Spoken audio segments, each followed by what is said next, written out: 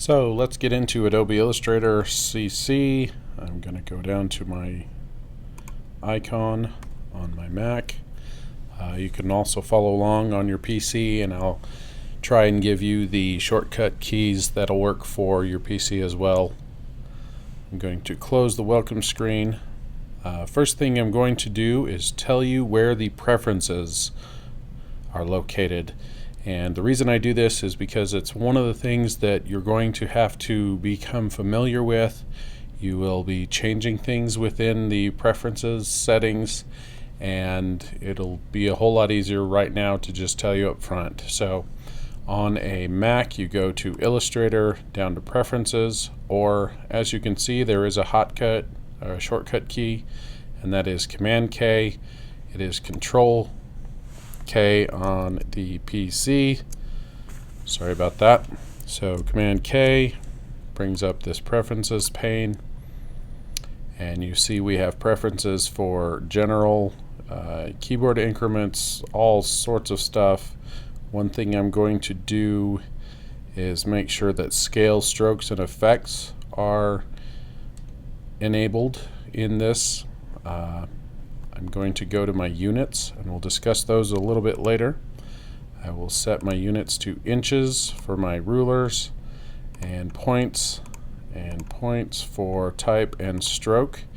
Now if you are outside of the US, you may want to use millimeters or centimeters, or if you're doing web-based work, you may want to use actually pixels for your unit. And there are other ways to change that. And we'll discuss those in a little bit. Right now, that's as much as I'm going to do. You can change your plugins and scratch disk location. There's a whole lot of things that you can do, but this is a beginning course, so we're just going to go over the basics, and if we get into those issues later in the course, then I will definitely be sure to point them out. So before I give you a tour around the menus and the palettes and all of the settings, I would like to actually open a document, because if there's no document open, then there are some features in the menus and the palettes that won't be active. And so I'd like to do that first. So how to open a document, you're going to go Command O on a Mac or Control O on a PC. You can also go to the File menu. So Command O. I'm going to open this logo here, and there you see it. So maneuvering around the interface, up at the very top we have the menus, and they are the File menu, which has obviously things relating to opening new files, creating new files, opening files, closing, saving files, and then the file or document settings, and then also exporting and printing. On a Mac, the preferences again are over under the Illustrator menu, and also hiding Illustrator if you need to switch applications. One thing you'll notice if you are used to using a Mac and you use Command H for hiding your applications, it will not work by default on an Illustrator file. What Command H does is on Illustrator is it hides your artwork outlines, so you won't be able to see what you're working on. So if you need to hide Illustrator, don't use Command H. Come up here to the Illustrator menu and come down to Hide Illustrator. Coming back over to the right from the File menu is the Edit menu, which as you work through a piece of artwork, you will end up using the undo and redo commands.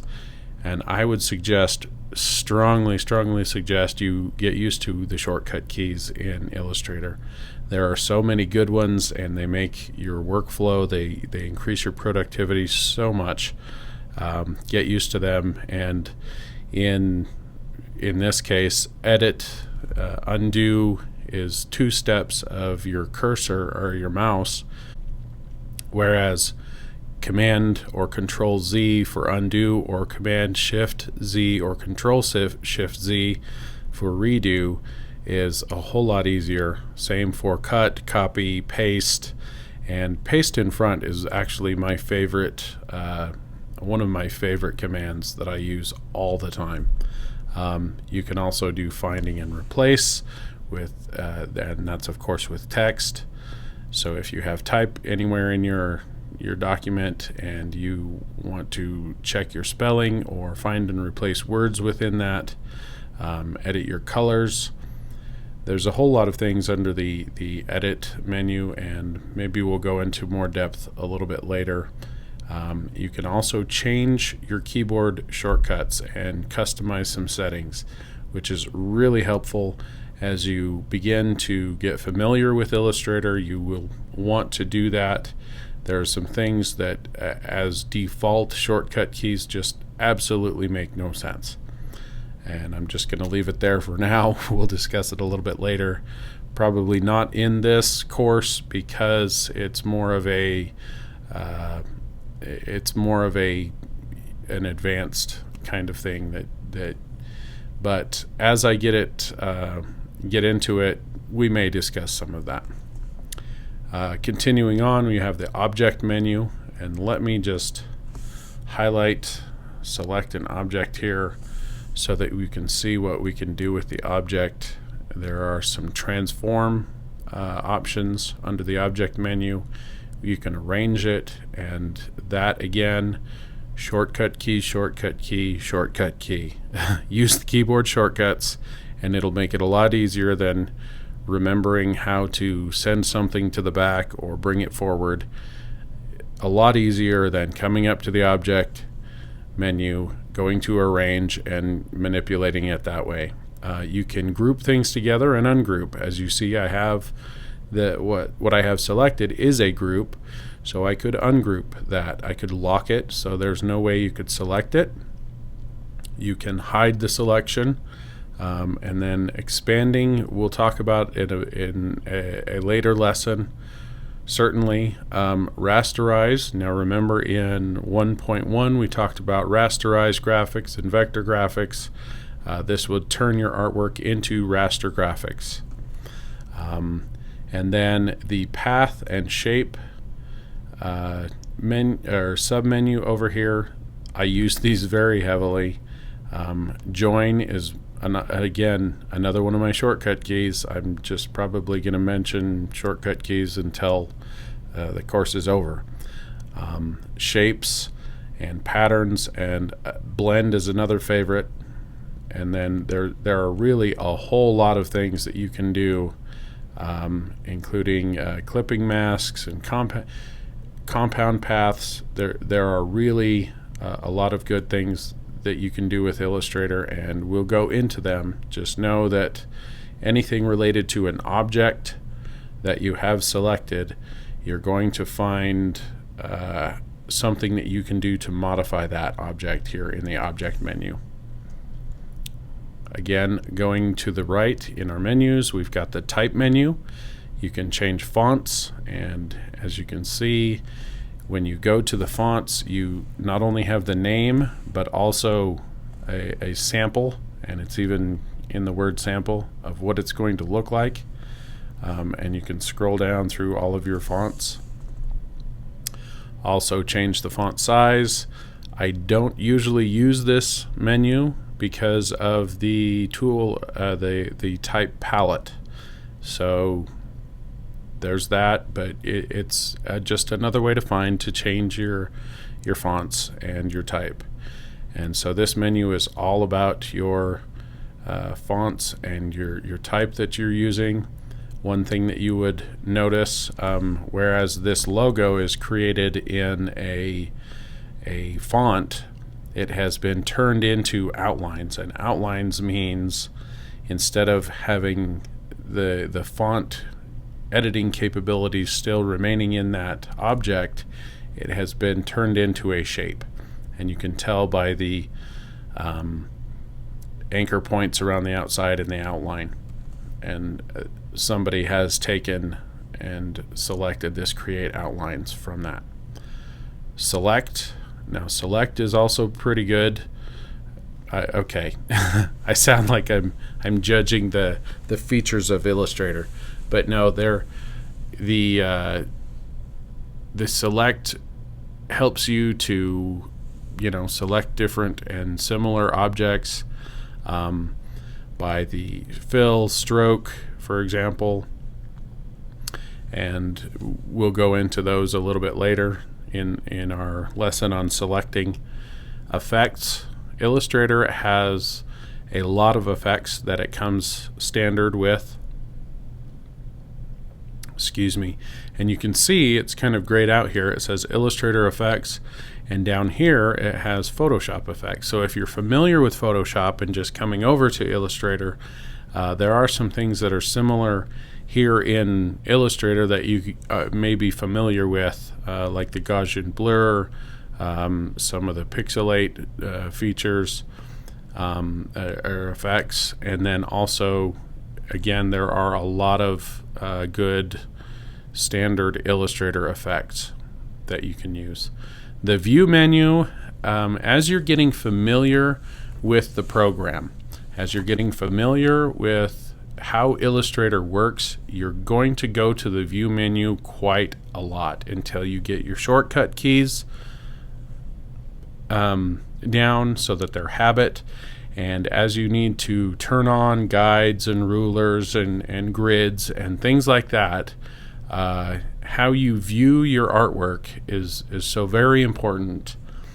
And again, I'm not going to stress enough the importance of remembering the shortcut keys.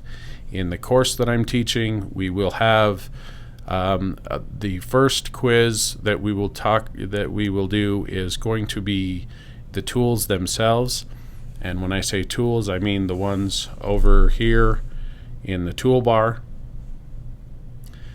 But then we will also have another quiz on simply shortcut keys and what they do. And we will use a lot of them from the View menu, a lot of them from the Edit menu, and a lot of them from the Select menu. So start now, get used to the shortcut keys, and you'll save yourself a lot of headache later. And honestly, as you work in industry, it doesn't matter what industry you're working in. If you are working with Illustrator, time is money, and as you speed up your production, as you speed up your workflow, as you speed up your ability to work with the program, it will in turn help you to be more productive and save time.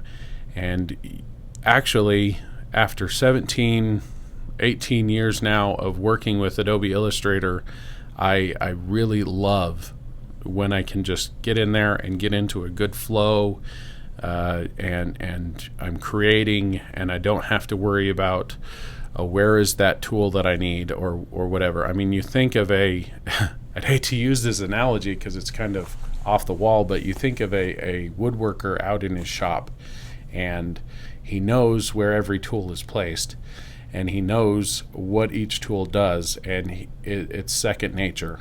It's the same with a mechanic. It's the same with anybody who's working with their hands, and therefore it should be the same with you, to know where the tools are that you need to use and know how to use them, and how to modify them, how to make them work the best for your workflow.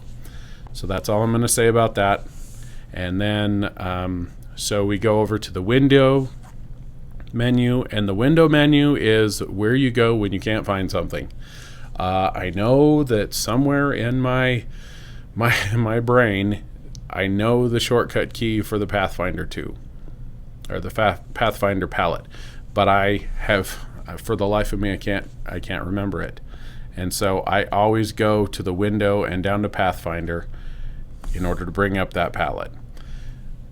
Like I said, maybe that's a bad thing for me because of the productivity that I lose, but at the same time, I know where to find it. And like Einstein said, he didn't know his phone number, he knew where to find it. So I'm not comparing myself to Einstein, I'm just justifying, I guess, my imperfectness. So as you see, there are quite a bit of different windows that you'll be able to become familiar with through the program as you work with the course, or work with the program through the course. And then also, one of the most important things is your workspace layout. And I right now just have it on the Creative Cloud default Essentials layout, and that's just what I use because a lot of the things, like I said, I have already programmed in my brain. I don't have to go hunting and trying to find where the settings or where the palette is. So I just have become familiar with it.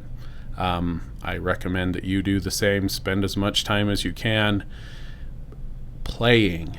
I would say playing rather than working in Illustrator, because once it becomes an enjoyable play experience, then it's going to become more natural to you, and as you work, it will reflect in your work. Then there's obviously the help menu, and there's a whole lot of things in that. If you need help, you can go to the support center and manage your Creative Cloud account. So let's move on from there. Other things you might look for as you're going around the interface. First, we'll just go right to this top bar, which has your link to Bridge, and that's the application for managing files and images. You can use it to cross over between Illustrator and Photoshop and InDesign or Dreamweaver, whatever is in your workflow. Then also you've got you can arrange your documents. I only have one open.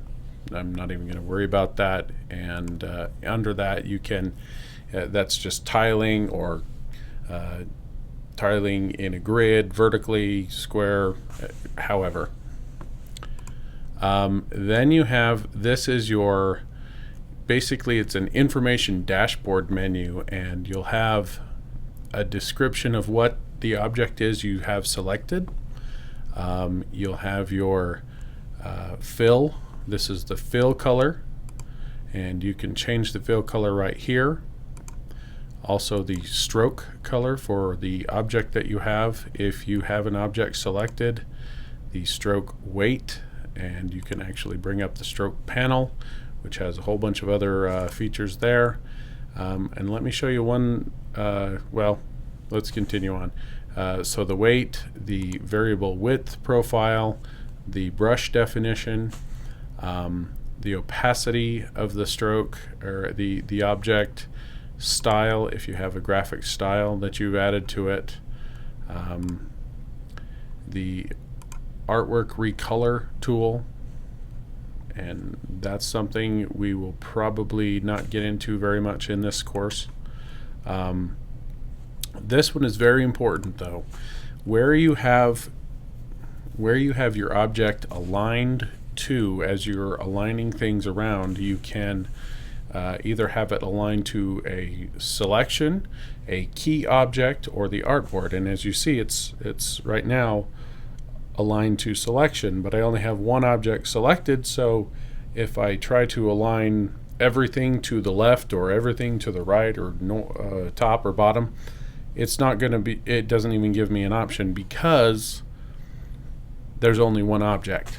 So if I change that to artboard, then you see it opens up a whole bunch of other options.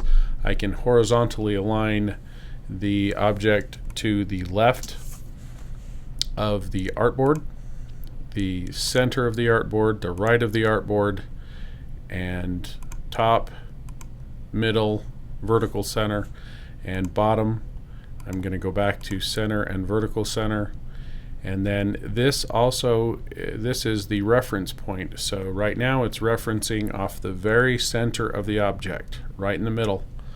And I can change that to the upper right or upper left, top, middle, the bottom corners, whatever I need to. And that's really helpful if you have multiple objects and you want all of the top corners to be in the same spot or aligned to the same vertical axis or something like that. Those are part of the alignment tools, and they're built right into this toolbar across the top. And again, right now it's aligned to artboard. If I had multiple objects, I would use align to selection. Next, we have information regarding where the object is placed on the screen. So right now it is 1.5 inches to the left or the right of wherever the 0 point is on my ruler, and 0.75 inches down from that 0 point. And also it has the width value and the height value, and I can constrain that if I need to. These are things that we will go into later. I was just going to give you an overview of what the toolbar all includes. Now, if I select off of this object, you can see that toolbar changed to have no selection. And so now all of those options are missing. There's nothing, there's no information that it can gather because there's no object selected. So that's the top bar, the information toolbar. Now there is one more thing. If you don't have an object selected, by default it lets you see the document setup and preferences buttons, and that's very helpful. So you don't need to remember the shortcut keys. If you happen to have nothing selected, you can see the preferences menu. Also the document setup, which has things like the artboards and things like that, and we'll talk about those here in a little bit. So continuing on around the interface, this is the side where most of your palettes are going to show up, and I had it hidden, as you can see, by these two little triangle arrows, and it says expand panels, and you can minimize the panels or collapse them, and that way you can only see the icons and have more work surface. And that's just a preference, whatever you get used to. As you can see, there are a bunch of panels that are active or hidden in different groups, and you can go through those, get familiar with those. We will go into very good detail later on. So that takes care of the panels. Can collapse them again to icons. The document window, which in this case is, well, it's right in the middle of the screen, and you can see I have my file open. There's a title bar up at the top. If you have more than one file open, you'll see tabs, and you can choose between those. I have the rulers enabled, and we'll talk about rulers in a little bit. Also, you have scroll bars, vertical, horizontal, and a resize option for this. So that about covers it for the document panel, the main window of the user interface for Adobe Illustrator. And except there are a couple of things down here in the bottom. So this first one is your link to sync up your settings with the Creative Cloud, and you can click that button to sync them. I won't do that at this time. You can share your artwork on Behance. Then there is a bunch of zoom options, so you can zoom all the way in, and this will give you specific number values for your zooming options. I usually don't use this. I usually just use the zoom tool actually, or the modifier the shortcut modifiers in the finger dance, which I'll discuss tomorrow in the next session of modules. Or you can, select fit on screen, which is a good thing to do, and it'll automatically calculate that. If you have multiple artboards, which we'll discuss in a little bit, you can navigate through them here. And also you have a kind of a little heads up of you can have this area show your artboard name, your current tool, the date and time, which, if you're on a computer that you don't have the time and date shown up in the corner, then you may want to have it down there in that corner. The number of undos, which I guess is kind of fun too. So you can keep track of how far back in a document history you are going, or document color profile. And now we've gone clockwise all the way around from the top and the menus here to the bottom left of the document panel. And then the most important thing that you will need are the toolbar, and also it is expandable and collapsible. I prefer the longer version, not because it helps organize or anything, it just helps me because it's that half-inch or whatever it is less space that it's taking up on the vertical over on that side. I usually use the hotkeys, the keyboard shortcuts to pull up the tools, so I'm not dragging the mouse or the stylus over here to choose what I need. Usually I will do that in the as little as possible during this course, because again, I feel it's so important to get to know your tools, understand how to use them, and where all the settings are. So just a quick rundown on the tools over here. You've got the selection tool, and that's what I have active right now. The direct selection tool, and that is used for selecting points or lines or curves. And instead of the whole object, let me go back. The selection tool will select the entire object or group of objects as the case may be. So the direct selection tool again will only select one point or multiple points or lines, or whatever you want to select directly as a portion of the object. The magic wand tool, which will select those things that have similar attributes. And as you can see, I clicked on this gold color and it selected all the objects on this file with the gold color. I'll go to the silver color and it does the silver color as well, and deselected the gold color. Now we'll talk about modifying and adjusting selections in a later video, so don't worry about that yet. We'll get to it. The lasso tool, which again will select whatever portion you select, and you see this one, these few are all of the anchor points that it has selected, and that's the lasso tool. So if you want to select just a part, say I want to select only the inner area of this E, I can draw that with my mouse or my stylus and use the lasso tool and select just that inner portion. The pen tool, and the pen tool has quite a few different options, and you may notice the direct selection has a flyout window as well, and that you can notice it by these little triangular corner on the bottom right corner of the tool. So the group selection tool, we'll go back to the direct selection tool because I brought it up.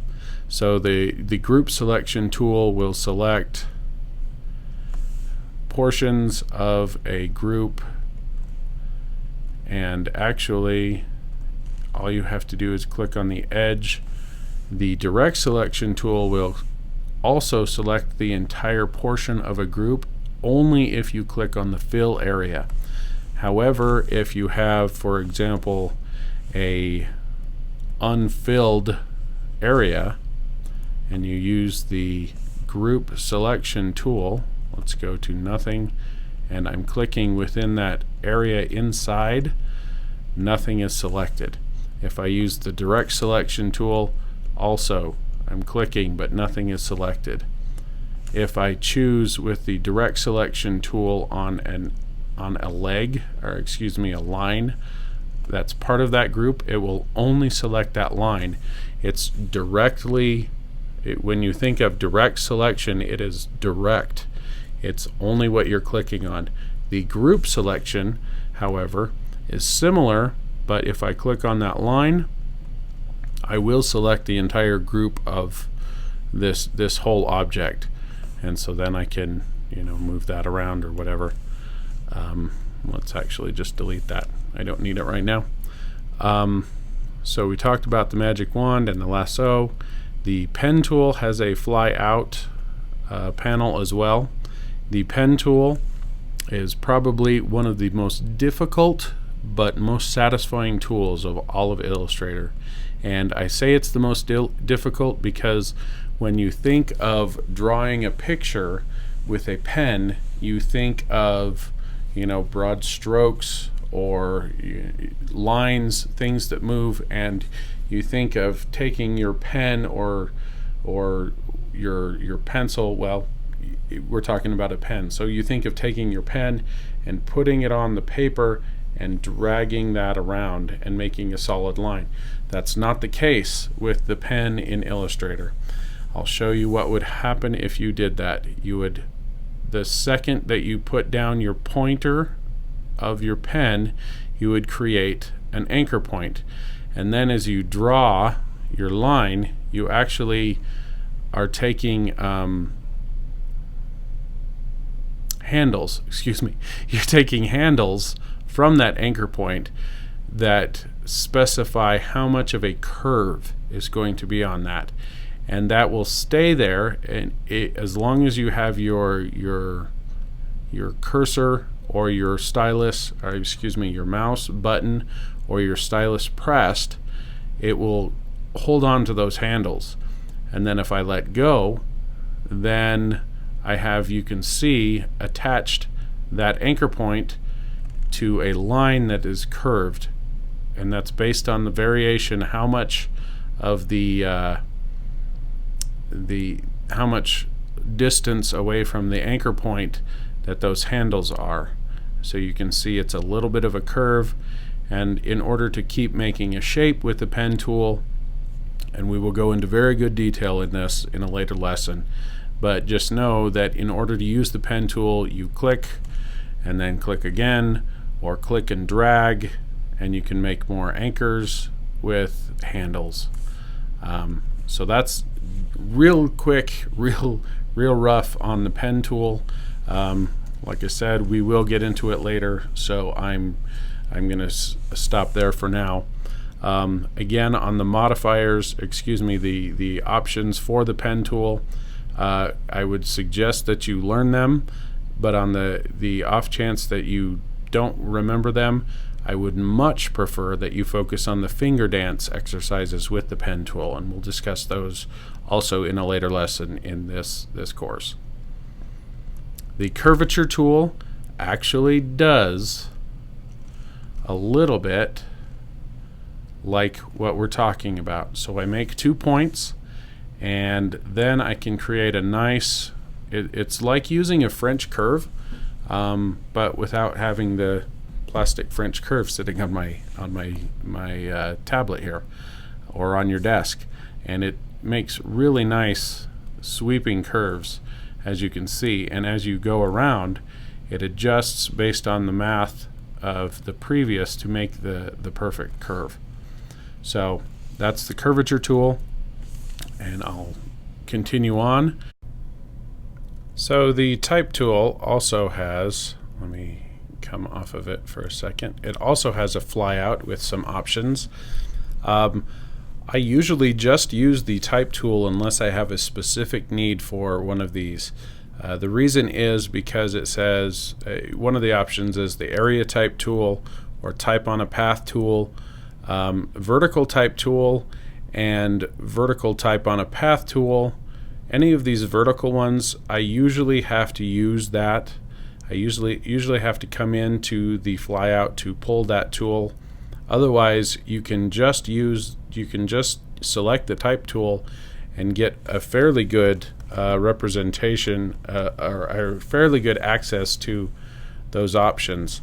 Let me give you an example. So the type tool, and this is going to be really quick, just an overview today again.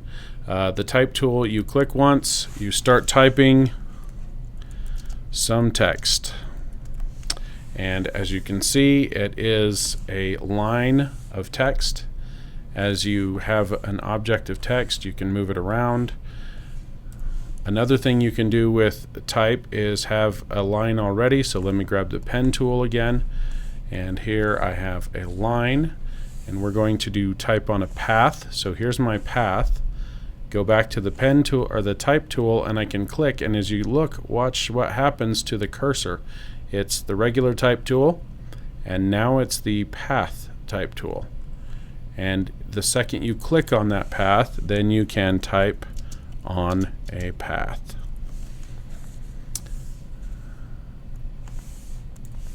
And back again. The third thing that you can do with the type tool that's very easy, and it's excellent for doing a layout. You don't even have to make a box first. You can actually click and drag your text as a box and then start typing in a box of type. This is fun. And you saw that it just repeated. It carried that line over, so that's one way to make. Oops, that's a box, like a boss. Hey, what do you know? So you can create a type box to put your type in, and then you can use it that way. If you have a shape, for example, I have a rectangle here, and I would like to type within that box. As you see, I have a regular type tool. It's got that square outline around it. If I get close to this edge, I can click on the path, and we know what that does. But then also it turns into that object, text within an object, and that object then becomes my text box. So here's my text box, and it's within there now. That's a quick overview on your text or your type tool. Again, vertical type is the only difference is now I am typing vertically. Bring that back up. So moving on from the type tool, we have the line segment tool. And the line segment tool works to make a straight line between 2 points. However, you would not be, however, you would think that by doing so you would want to point and click the first point and then go to the second point. That's not the case. I'll show you what happens if you try to do that. Click once. It brings up the line segment tool options, which you can do. You can make an angle, you can change the length, all of that. But if you really want to do a line, you click, you drag, and once you release, then you've got that line where you want it, and you can use it however you would like. The flyout on the line tool has the arc tool, a spiral tool, rectangular grid tool, which is really helpful if you need to make a rectangular grid. Instead of making line, if you have a 40 by 40 grid, you don't want to have to be doing the spacing on 40 lines each direction. So this is a good way to do that. And then the polar grid tool, and we will talk about these tools in some depth later on. just know that they are here, and the only one that you really need to focus on right now is the line segment tool and what the shortcut key is and what it's used for. The rectangle tool, and let me show you that. I've kind of shown it a little bit earlier. It's used to make boxes, well, rectangles, squares, and in order to do a perfect square, you would hold down Shift while you drag, and you can see that the points are constrained, the sides are all constrained, everything is going to keep that as a square. And I'll undo that. Within the rectangle tool flyout, you have the rounded rectangle tool, which is useful, and just like it says, it gives you a rectangle that has rounded corners. And you can modify those, and we'll talk about that again in another lesson. Also in the rectangle tool flyout is the ellipse tool. Now, if you're familiar with Photoshop, you know that the marquee tool is fairly similar to the rectangle tool, and that is why the M is the same shortcut key to bring up your marquee tool in Photoshop or the rectangle tool in Illustrator. However, if you have the elliptical marquee tool selected in Photoshop, you can go back to it with the M, but in Illustrator it's not the case. It is an L, and just think of ellipse, and so it's got an L in it, and something like that. However, your best mnemonic for that is going to be ellipse. Again, is an oval, or constrain it with the Shift key, and you can make a circle. And we'll go into more detail on that again in a later lesson. Within the flyout, there's also a polygon tool, and you can change the polygon from a hexagon to a triangle, all the way up to a 180 point polygon if you'd like. A star, and the star has some options you can manipulate as well, and then the flare tool. And so all of these we will discuss later. Just know where they're at. They're within this rectangular tool or rectangle tool in the flyout. The next tool is the Paintbrush tool, and it is exactly what you would have thought the pen tool would do. Excuse me for a second. Adjust my chair. So when you have a color and maybe a fill, I'm going to take my fill off and just leave a black stroke. So remember how I said that when you take your pen, you think naturally, intuitively, that when you press, you're going to make a line as you drag it around on the surface, and that wasn't the case with the pen. That's exactly the case with the Paintbrush tool, and you can do it with a mouse. You can do it with your stylus, and I'll show you that here. And so it has these sweeping. You can do curves. You can do whatever shape that you decide to do, and it turns that motion into a vector shape. And there it is, and we'll talk about the Paintbrush a little bit later. It's freehand, and so that's probably the most important aspect of it. The flyout is the blob brush tool, and that will probably wait until we may get into it into this course. If not, it'll be in the intermediate course. And then the pencil tool is very similar to the Paintbrush tool. However, it's just going to be a line, a stroke, and you can put a fill to it, but it's also freehand shapes, and there you go. There's a little bit of difference between the pencil and the Paintbrush, and we will discuss those later. Within the Paintbrush or the pencil flyout, you have the pencil smooth tool, the path eraser tool, and the join tool, and those are very helpful for joining paths on, or the join tool is very useful for joining paths.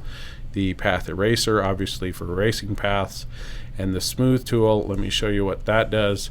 Say I have this squiggly and I grab the smooth tool, and I can just kind of smooth out the rough areas with it. So you see that I'm pushing, it's essentially just pushing those rough points so that they're a little more smooth.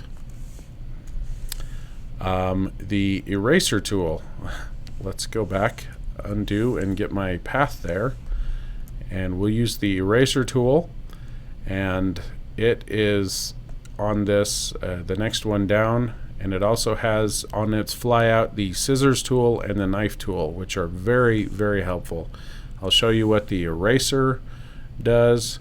It, just like you would imagine, erases. Now if you have a Wacom stylus and tablet, if you use your eraser, let's go back to, say I'm using the Paintbrush tool and I flip my pen, my stylus upside down, it's still going to use the paintbrush unless I have that set up to use the eraser as my brush when I'm using the eraser on the stylus. So that's a setting that you can use. I don't have it set up at this point, however, it's possible. In the flyout, the eraser tool flyout, the scissors tool is interesting. You have to precisely click on the path. If I don't, you'll see what happens here. I'll click there. It says please use the scissors tool on a segment or an anchor point, but not an end point of a path. So I could click right on that path, and what it did is it separated one part of the path from another part. So the knife, So the knife tool is also on that flyout where the scissors tool is. It's similar to the scissors tool, but it functions a little differently, and that I need more time to discuss. Then we have the reflect tool and the rotate tool. And those are to rotate and reflect an object around a fixed point. And then the scale tool, which will scale an object up and down also around a fixed point. So for example, I have a square here. I choose the scale tool. I put my point as this anchor here, and I can scale it up and down. If I constrain it, it will constrain, and I'm constraining by holding down the shift key. And to get rid of that, the width tool, and on the flyout for the width tool are the warp tool, twirl tool, pucker tool, bloat tool, scallop tool, crystallize, and wrinkle tools. And those are really fun. I don't use them a whole lot just because of the nature of what I do, and we will discuss them at a later time. Just know where they are. Then the free transform tool. Oh, I'm sorry, the width tool. I'm sorry, so the width tool, let's get a line segment, and we'll just drag it across there and grab the width tool, and you can take it at any point along that line and add some depth, some variation to your stroke.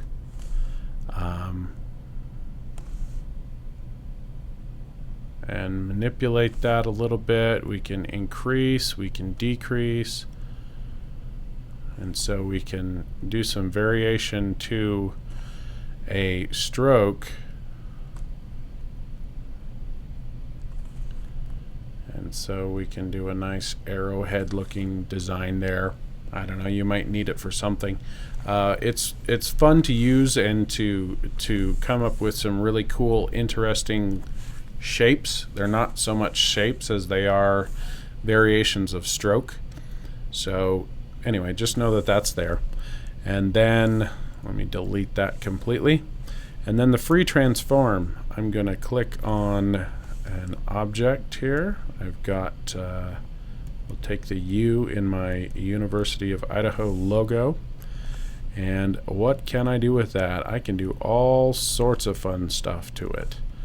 I can take it like that direction. I can shear it. I can change so it looks like a different perspective. The free transform is just fun to do, lots of interesting things to existing shapes. And one thing it does is it kind of helps establish perspective without using the perspective tool, which, why not use the perspective tool? Well, it's fun, but so it just gives you another option of something you can do to modify an existing shape. And I'm going to undo so that I don't get in too much trouble with the university. All right, back to the groups here. The next tool is the Shape Builder tool. We will talk about that in a later lesson. The Live Paint Bucket and the Live Paint Selection tool.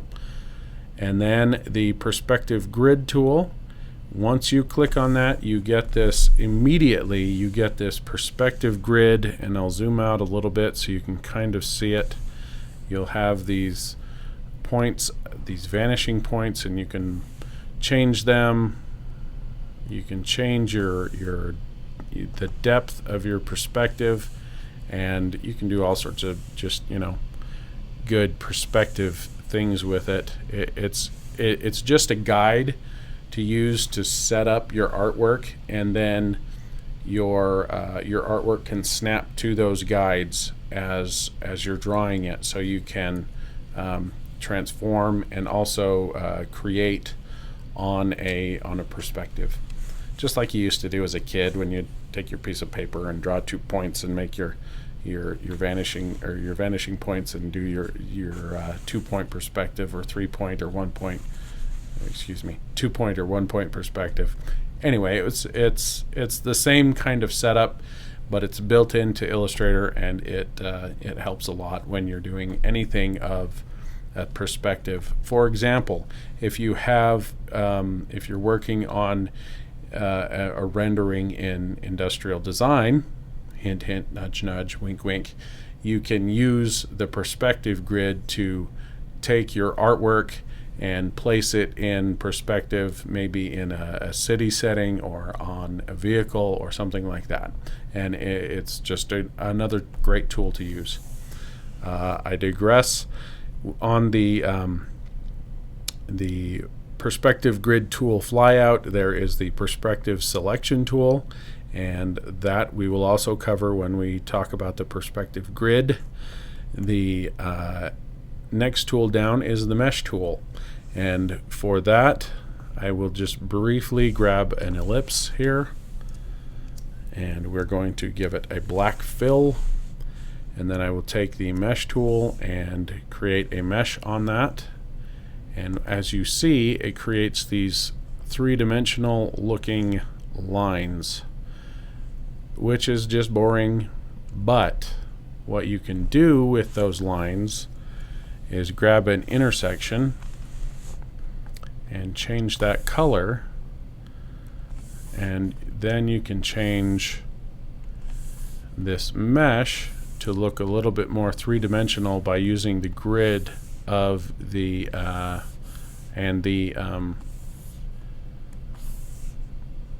gradient that you put in that grid.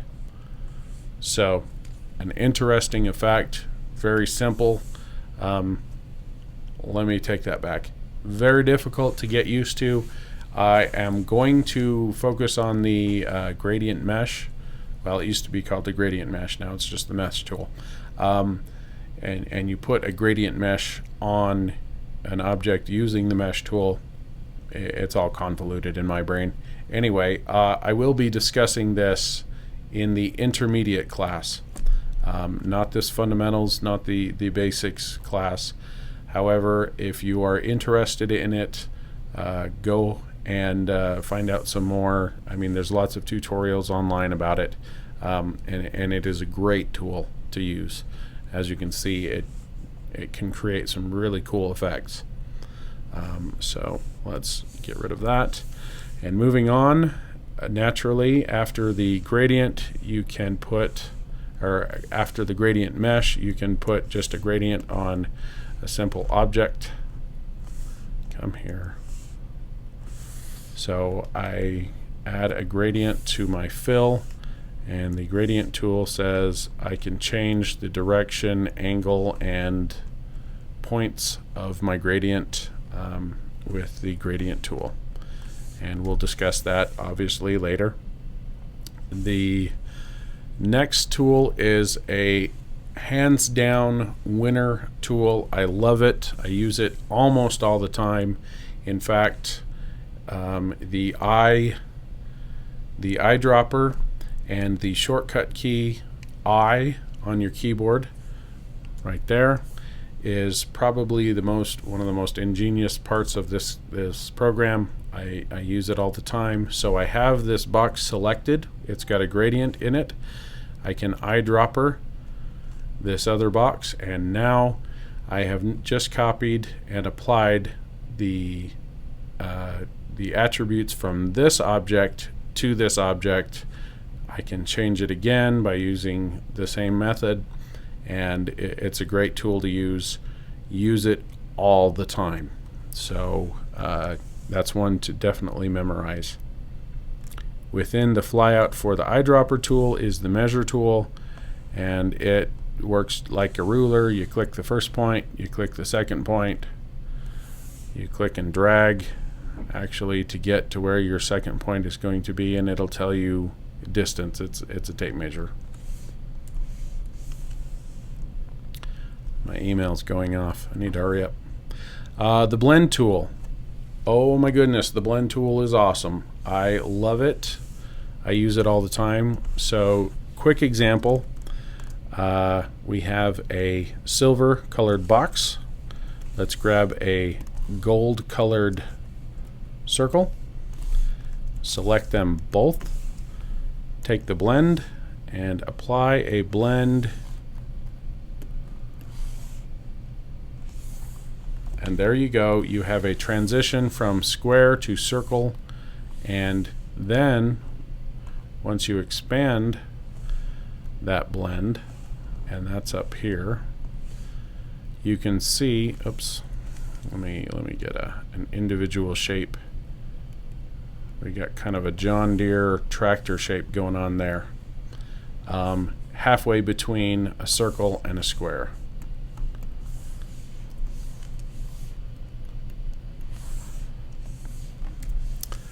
That's the blend tool.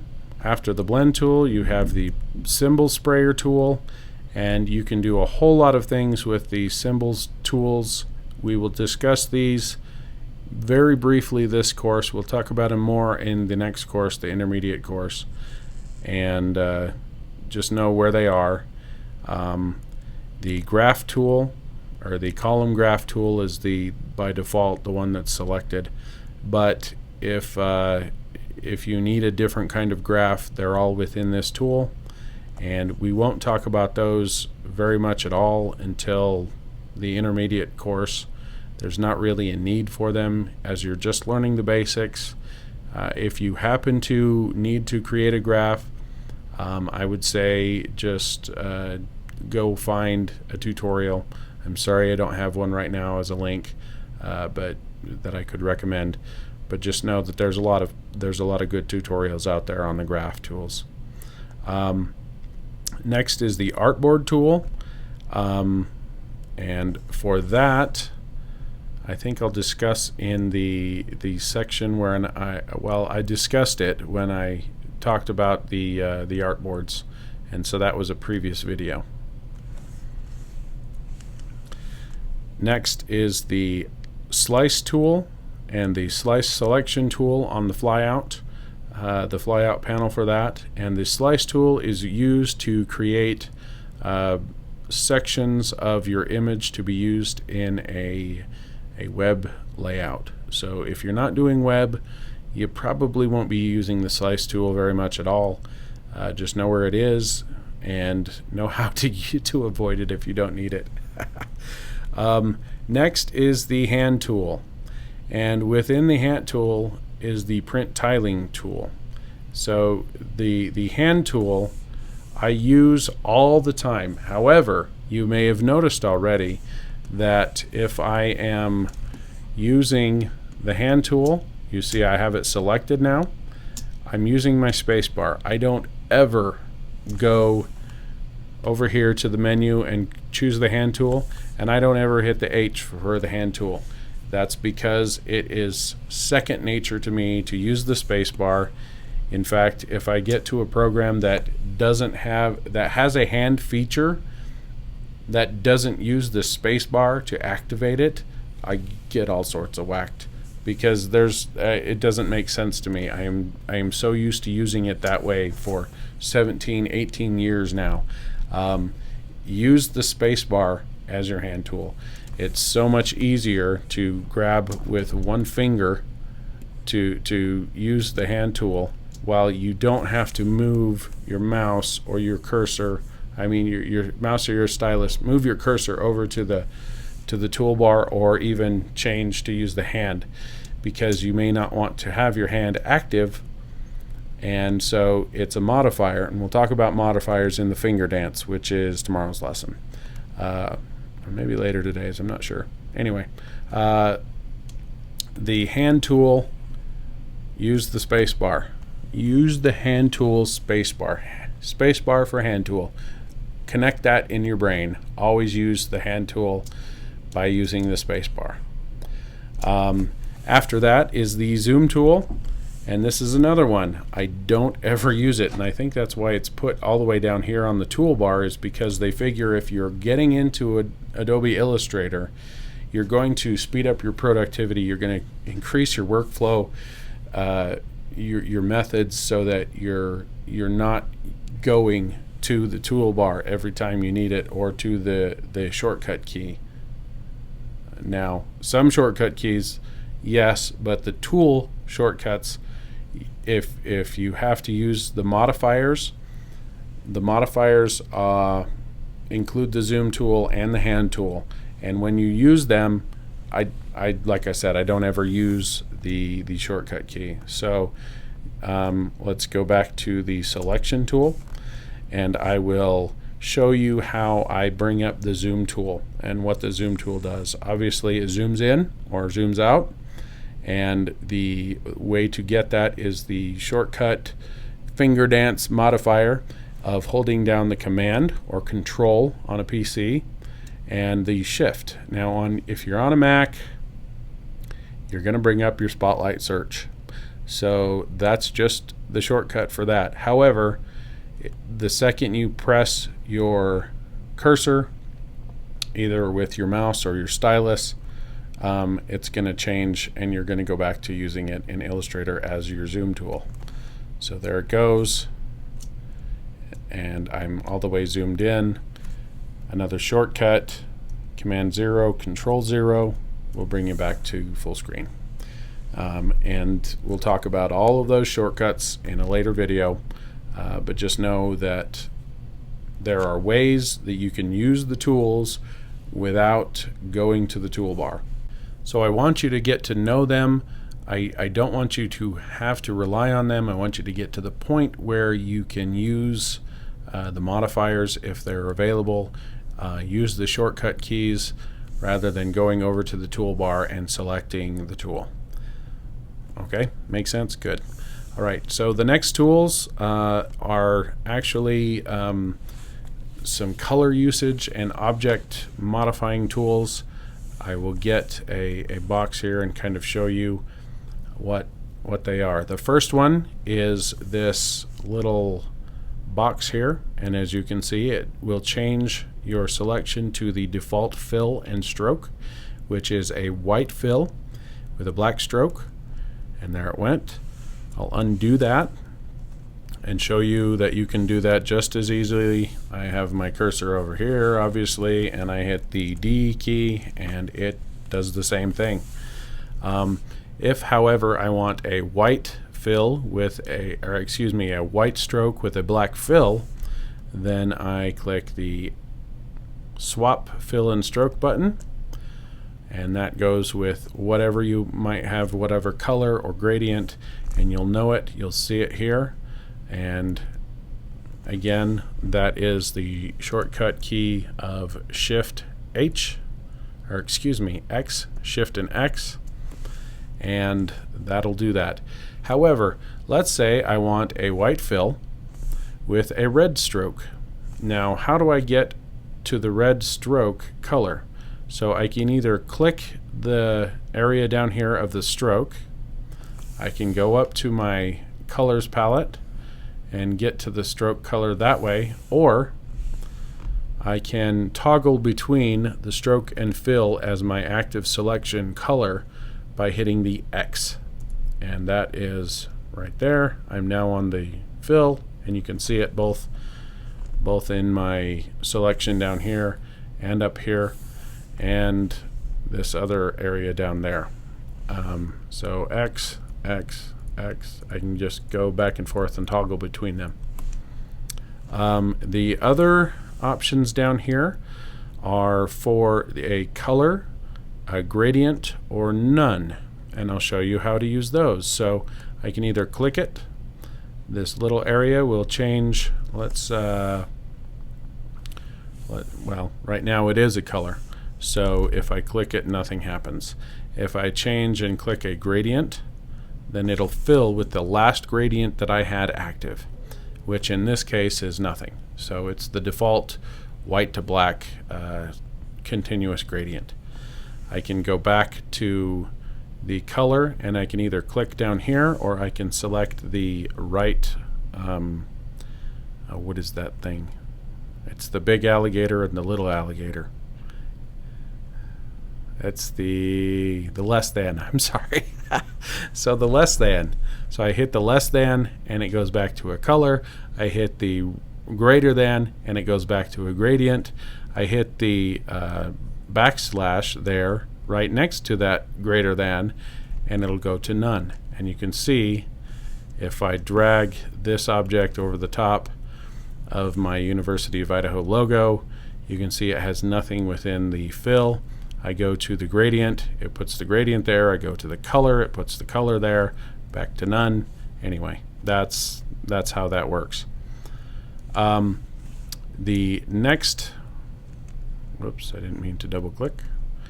The next feature, the next tool is, let me give you a gradient so we have some color there, is the drawing modes. And you can either draw normal, which is on top of, so we're piling up colors, we're piling up objects. You can draw behind, or you can draw inside. So I'll give you an example of draw behind. So I'm going to grab another box, and you see that I'm dropping it on top of this other box. However, it's behind because I'm in draw behind mode. So draw inside is similar. And I'll grab a circle now, an ellipse tool, and I'll go draw inside. And you see the last object I had selected, let me bring this to the front so you can see it. The last object before I started drawing my ellipse was this box here, and I drew this other box, or this ellipse, inside of it. So that's what that is. Basically, it's creating a clipping mask, which is something we'll talk about later, but it's a lot easier than going and creating the object and then selecting the two and then creating a clipping mask out of it. You just draw it right on the inside. The only other thing down there is the screen mode, which I didn't put on my quiz just because it may or may not help you, and I don't really change screen modes very often unless I have, hey, the boss is coming over, I want to showcase my work. I'll hit F twice, clear my menu or my ruler, and there's my work at full screen. And so F will bring you or toggle you through regular full screen without any background, and then full screen without the menus. It's a great tool to use for certain purposes. I just never use it. If you're one who is a purist or a minimalist and you don't want to see the menus as you're using them, or your panels, or any of your palettes anywhere, getting in the way, cluttering up your artwork, by all means use that key or that toggle down there to get the full screen mode or get rid of the menu bar. And that is the end of this lesson. I thank you for your attention and your time, and it's been kind of long, but it's been a good learning experience, hopefully. Let me know, and we'll see you on the next time. Thank you.